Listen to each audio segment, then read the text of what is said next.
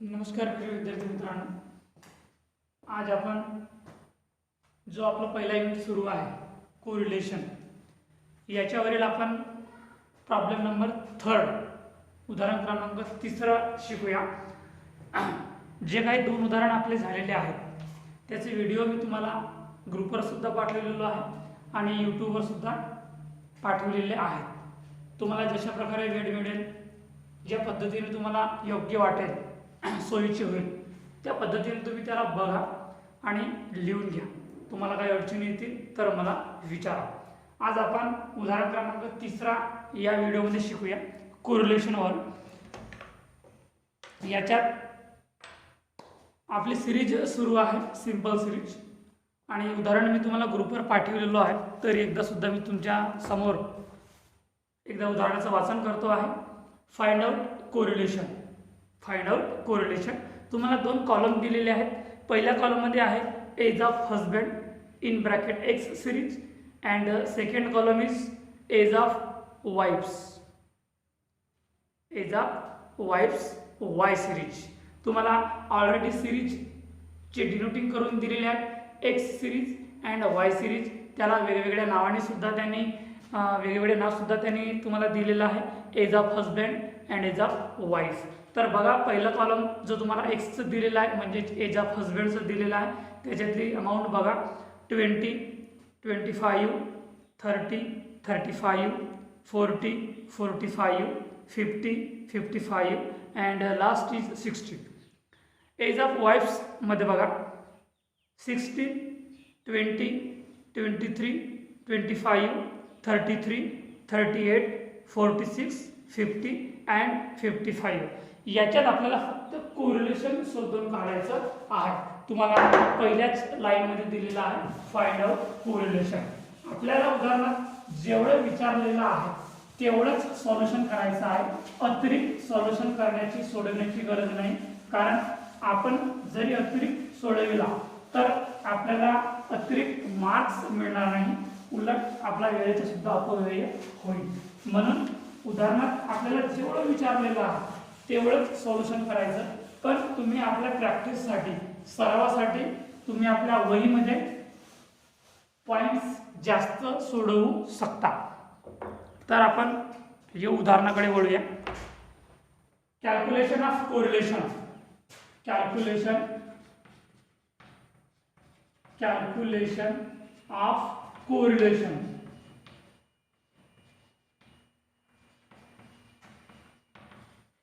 Correlation आधी table तयार करूया आपण।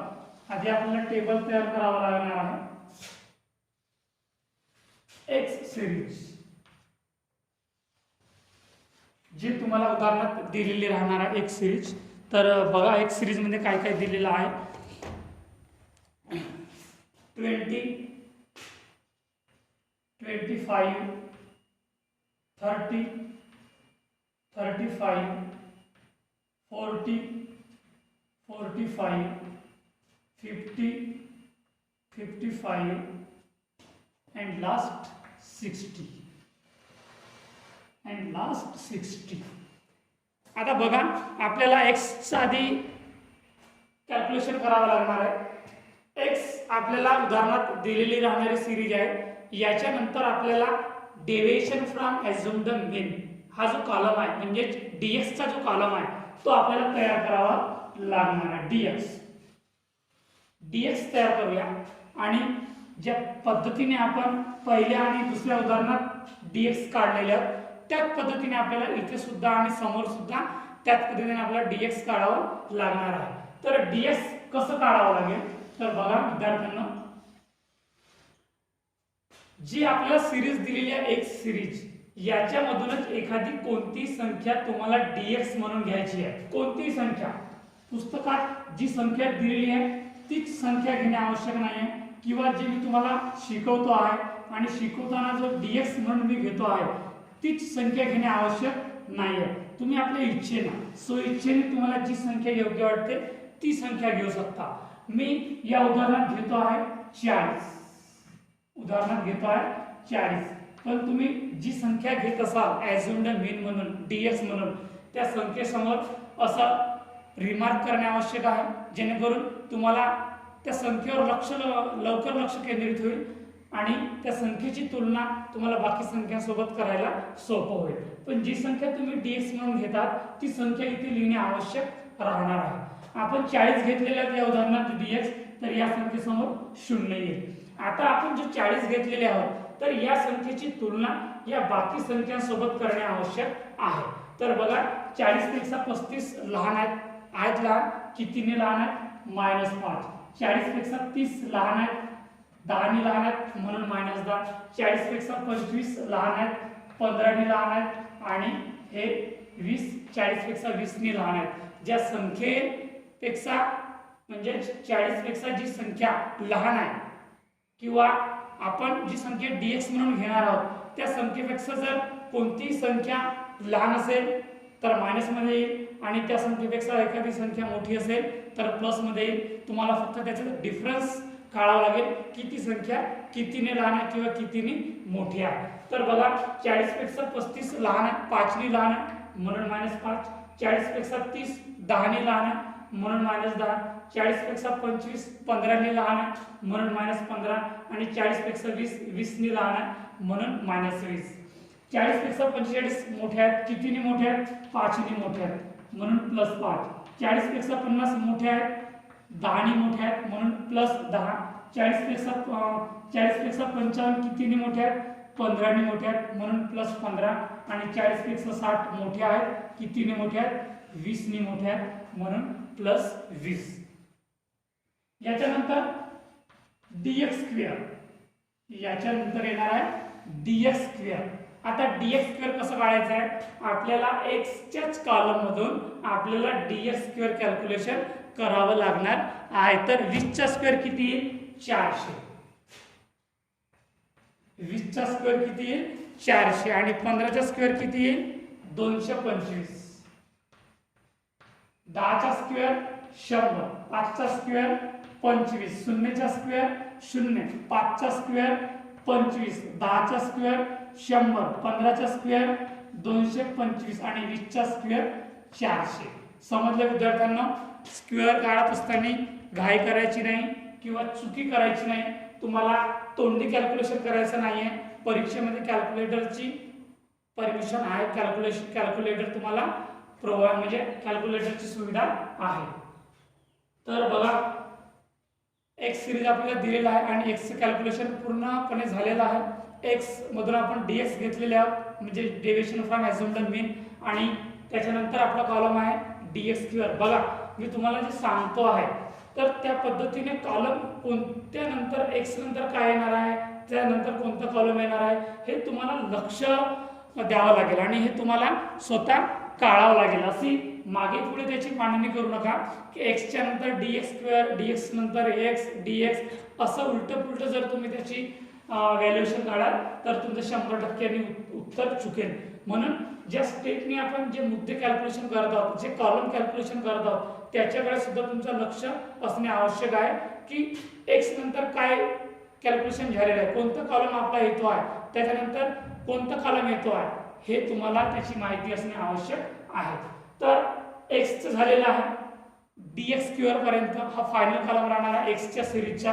आता येणार आहे y सिरीज. ही सिरीज सुद्धा तुम्हाला उदाहरणात दिलेली राहणार आहे.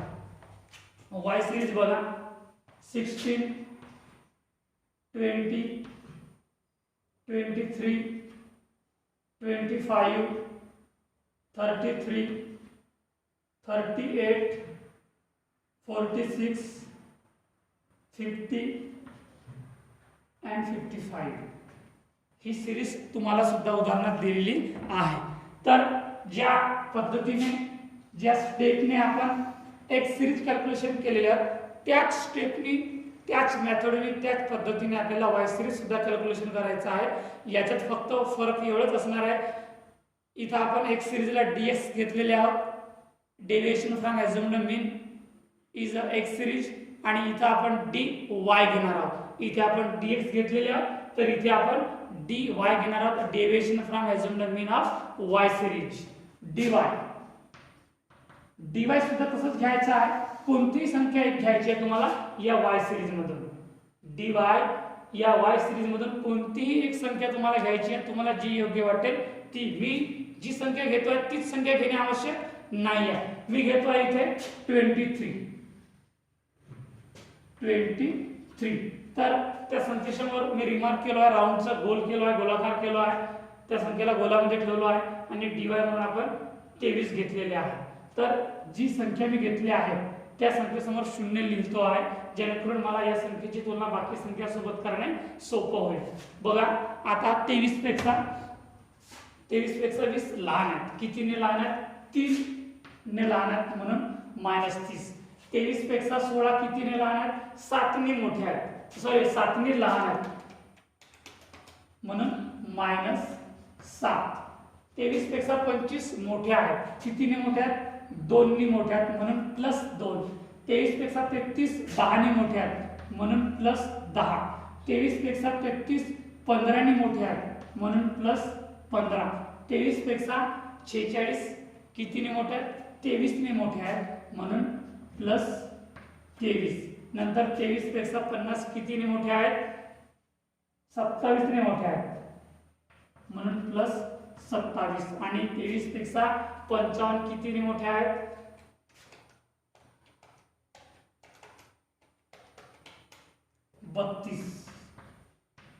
32 ने मोठे आहेत म्हणून +32.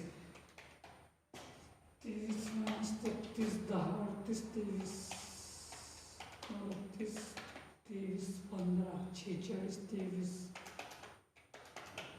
23 50 23 27 आणि 55 23 32. तर समजलं विद्यार्थ्यांना, D Y deviation from assumed mean as a Y series. आपण डीवाय घेतलेली आहोत. एक सिरीज मधून कोणती एक संख्या तुम्हाला घ्यायची आहे आणि जी संख्या तुम्ही घेत असाल तर त्या संख्येची तुलना बाकी संख्येसोबत करणे आवश्यक आहे. संख्या घेतलेल्या डीवाय मधून लहान असेल तर मायनस मध्ये येईल, त्याचा फरक तुम्हाला काढावा लागेल कितीने लहान आहे. आणि घेतलेल्या संख्यापैकी एखादी संख्या जर मोठी असेल तर तो प्लस मध्ये येईल, तो कितीने मोठा आहे हे तुम्हाला काढावं लागेल. याच्यानंतर कॉलम येतो आहे डीवाय स्क्वेअर. D y square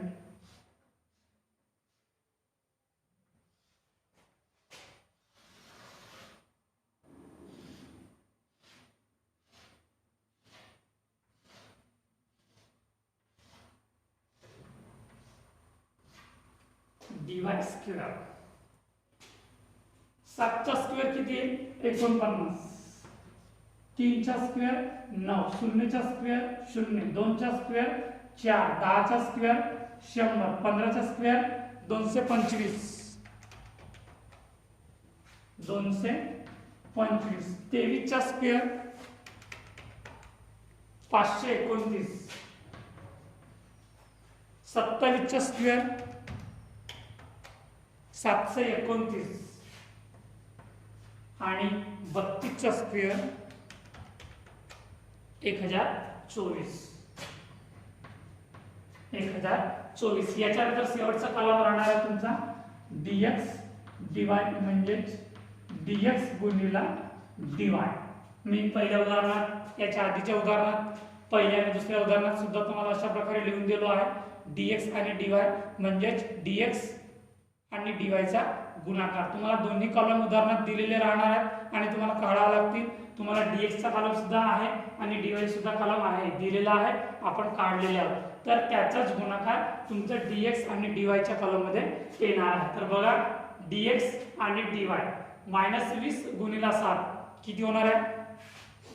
140. 140.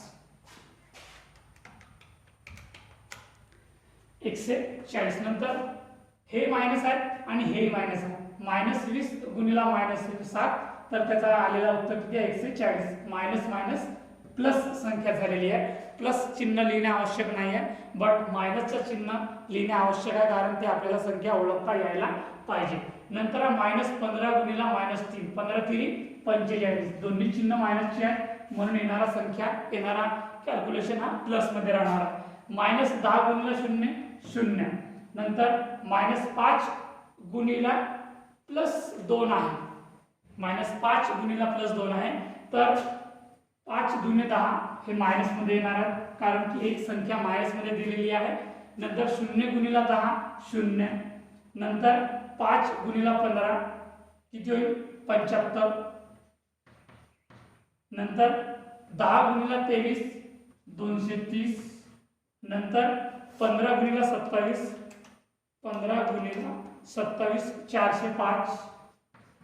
405 आणि 20 गुणिला 32 किती होणार आहे 20 गुणिला 32 640.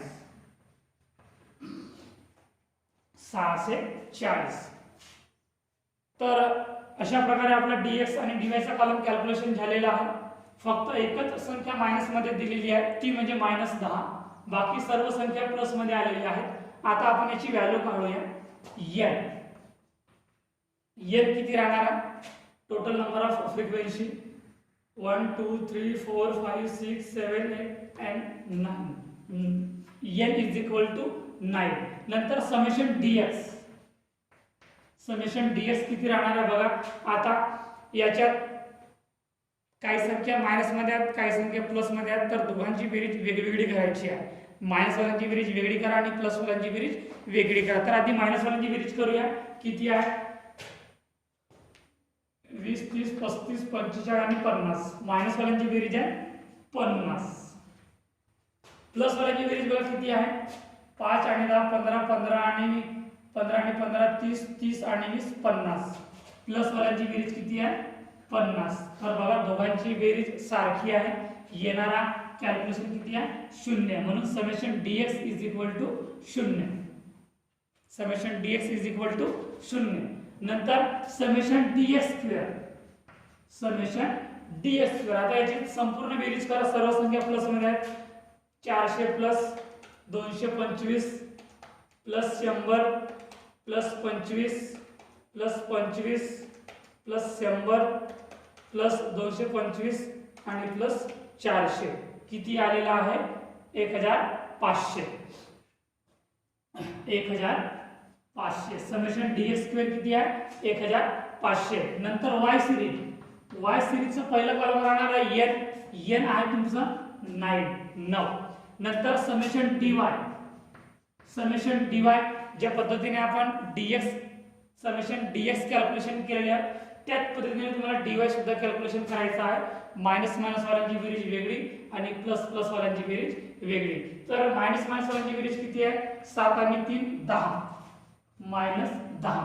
प्लस वाल्यांची बेरीज किती आहे बघा 2 आणि 10 12 12 आणि 15 27 27 आणि 23 27 आणि 23 50 50 आणि 27 77 आणि 32. प्लस वाल्यांची बेरीज आहे 109. मोठी संख्या आहे प्लस मध्ये, तर येणारा उत्तर प्लस मध्ये राहील. 109 मधून तुम्ही 10 मायनस करा तर किती उरतील 99. तर तुमचा समेशन dy राहणार आहे 99 म्हणजे 99. नंतरचा कॉलम आहे summation dy square. 49 plus 9 plus 4 plus 100 plus 225 plus 529 plus 729 plus 1024 किती आहे 2669. चेक करतो आहे 49 9 4 100 225 5 to 9 7 to 9 1024. टोटल आहे त्याचा 2669. Summation dy square is 2669 2669. And last column is summation dx dy. याच्यात सुद्धा काही संख्या मायनस मध्ये राहणार आहेत, काही संख्या प्लस मध्ये राहणार आहेत. या उदाहरणात आपल्याला तसंच काही आढळून आलेलं आहे. एक संख्या मायनस मध्ये आणि बाकीच्या सर्व संख्या प्लस मध्ये आहेत. तर बेरीज वेगवेगळ्या करायच्या आहेत. मायनस वाल्यांची बेरीज आहे 10 -10 आणि प्लस वाल्यांची बेरीज करा किती आहे 140 plus 45 plus 75 plus 230 plus 405 plus 640. मी चेक करतो आहे एकदा 140 45 75 230 405 and 640 टोटल आहे 1535 1535 1535 मोठी संख्या आहे तुमची 1535 तर मोठी संख्येचे चिन्ह राहणार आहे प्लस आणि 1535 मधून मायनस 10 मायनस करा तर 1525 1525 1525 तुमचं dx आणि dy राहणार आहे।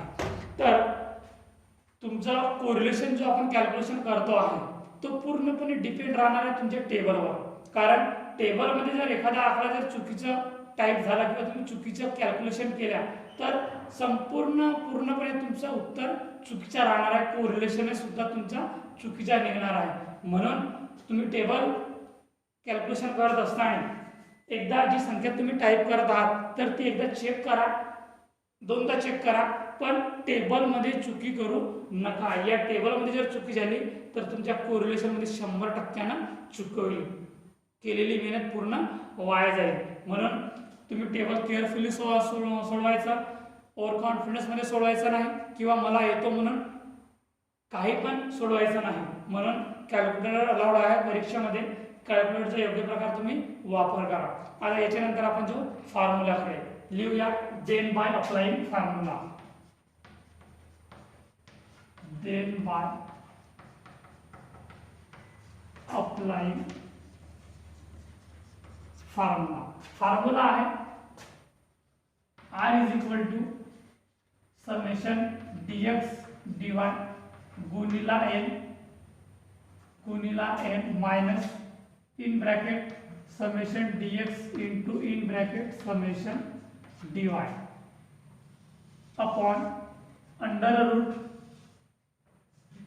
समेशन dx स्क्वेयर गुणिला n minus summation dx whole square, summation dx whole square into under root summation dy square गुणिला n minus summation dy whole square.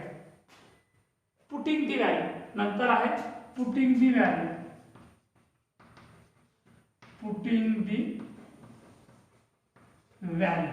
आता आपल्याला व्हॅल्यू कॅल्क्युलेट करायची आहे, wear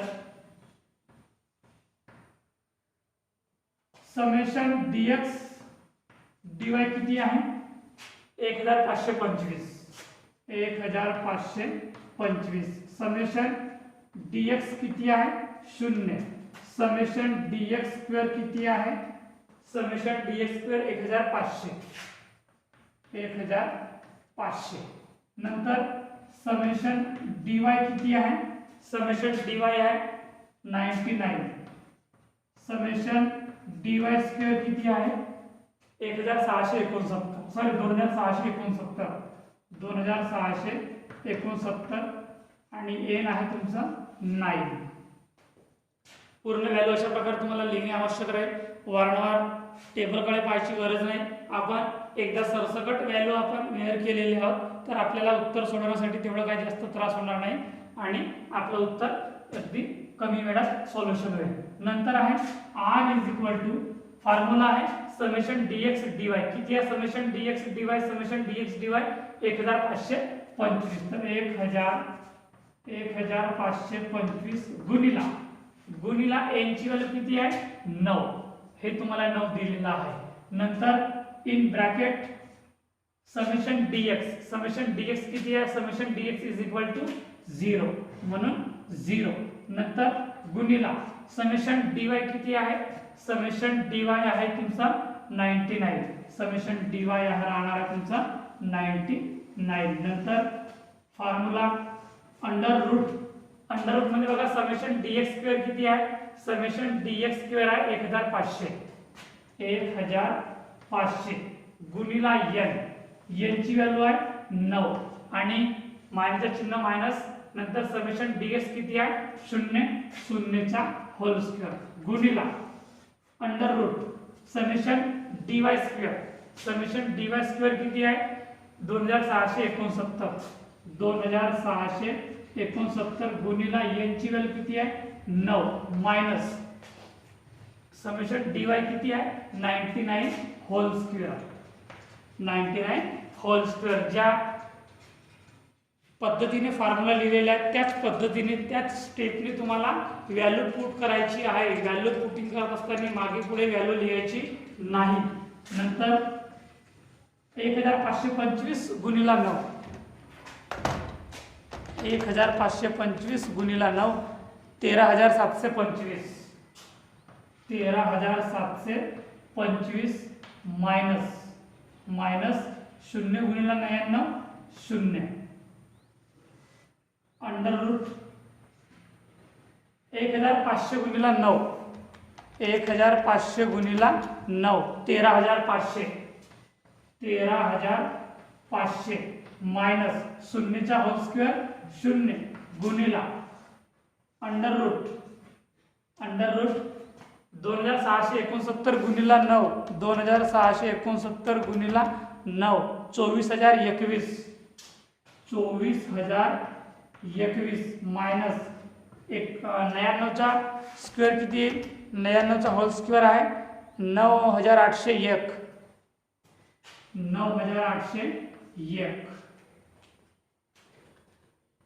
R is equal to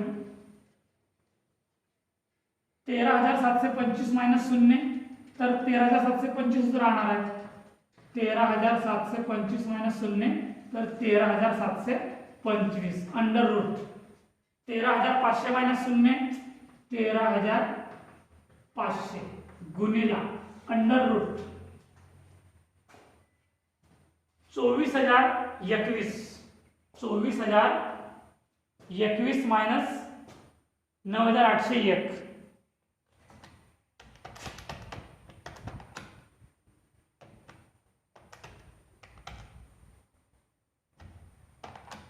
14220 14220. R is equal to 13725 भागीला, आता याचा route काढायचा आहे, त्याला आपल्याला रूटच्या बाहेर काढायचा आहे. तर 13500चा रूट किती येणार आहे? 13500चा रूट आहे येणार आहे 116.19 116.19 गुणिला 14220चा रूट किती आहे? 14220चा रूट आहे तुमचं 119.25 119.25. R इज इक्वल टू 13750 भागीला 116.19 गुणिला 119.25 116.19 गुणिला 119.25 13855.66 13855.66. तर R इज इक्वल टू 13750 भागीला 13855.66 किती आलेला आहे? 0.99. हा झाला तुमचा correlation. R is equal to 0.99. आपला एक्झॅक्टली इथे बरोबर 99 आलेला आहे. आणि मी याच्या आधीच्या तासिकेत तुम्हाला सांगितलं आहे की कोरिलेशन हा 0.99 पर्यंत ठीक आहे, त्याच्यानंतर मोठा असता कामा नाही. तर राऊंड फिगरमध्ये जाता कामा नाही, तो पॉईंटमध्येच यायला पाहिजे. पॉईंटमध्येच तो प्लसमध्ये येऊ शकतो किंवा मायनसमध्ये येऊ शकतो आहे. तर हा झाला आपला आजचा उदाहरण क्रमांक 3. याच्यानंतर आपण दुसरं उदाहरण घेऊया दुसऱ्या व्हिडिओमध्ये. आणि हा उदाहरण आपण इथेच संपवूया. या उदाहरणाबद्दल तुम्हाला काही जर डाऊट्स असतील, काही कन्फ्युजन असेल तर तो तुम्ही मला ग्रुपवर विचारा किंवा वैयक्तिक स्तरावर सुद्धा विचारा. किंवा जर आपले या युनिट्सवर 10 ते 15 उदाहरण होतात आणि तुम्हाला प्रत्येक उदाहरणात जर काही अडीअडचणी येतील तर तुम्ही एक दिवस कॉलेजला या, तुम्ही ग्रुप मिडियम कॉलेजला येऊ शकता आणि जे काही डाऊट्स आहेत ते तुम्ही आपले क्लिअर करू शकता. तर हा उदाहरण विद्यार्थ्यांना आपला इथेच संपलेला आहे. पुढचं उदाहरण आपण पुढच्या व्हिडिओमध्ये घेऊया आणि इथेच थांबूया. धन्यवाद.